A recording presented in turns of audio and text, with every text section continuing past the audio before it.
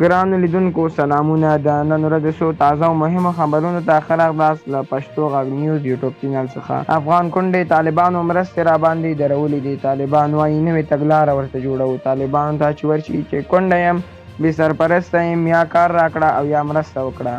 راته وایي ولې مېړه نه کوې، لوڼې دې ورکړه، چاته دې ساتلې دي، دوی سره هېڅ خبره نه کېږي. دا د دریو لوڼو یوې کونډې مور سکینې خبرې دي چې د افغانستان په تېر نظام کې ښوونکې وه، خو اوس یې دنده له لاسه ورکړې ده. وایي نه یې جمهوري نظام نه خاص خیر لیدلی و او دې نه یې تمه هم نشته. د کونډو نړیوالې ورځې په مناسبت یو شمېر له هغو افغان مېرمنو سره خبرې شوي چې په بېلابېلو پیښو کې خپل مېړونه له لاسه ورکړي دي. د امنیتي خوندیتوب لپاره یې نومونه مستعار کاروو. دوی نیوکه کوي چې د طالبانو نظام له راتګ سره که یو خوا کار کول ورته ستونزمن شوي، نو بله خوا هغه مالي مرستې هم پرې درول شوي دي چې په تېر حکومت کې ترلاسه کولې. طالب چارواکي څه ځواب ورته لري؟ په دغه ریپورټ کې مو کتنه ورته کړې ده. د جون 23 د کونډو نړیوالې ورځې په مناسبت لمانځل کېږي او افغانستان د نړۍ د هغه هېوادونو په ډله کې دی چې ډېرې کونډې لري.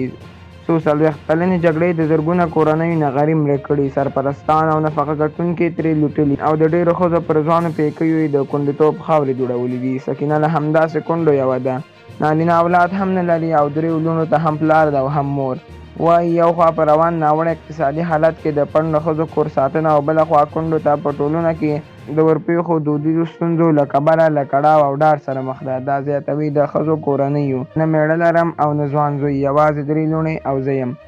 مخکې په یو شخصي ښوونځي کې ښوونکي او لوړو ټولګیو ته مې درس ورکاوه، خو چې طالبانو مکتبونه وتړل زه بېکاره شوم. ډېر بد اقتصادي وضعیت سره مخ یم، ډارېږم چې څه به کېږي. سکینه وایي په کار پسې وګرځېدله او لا هم ګرځي، خو پر ښځو د وضع شویو محدودیتونو له کبله کار نه موندل کېږي، ورته سخت شوی او ناهیلې شوې ده، ځکه د ځینو مرستندویه ادارو او جوماتونو دروازو ټکولو ته اړ شوې ده. ګرانو لیدونکو، دا وه زموږ نننۍ ویډیو. تر بیا او تر بلې ویډیو پورې د خدای په امان.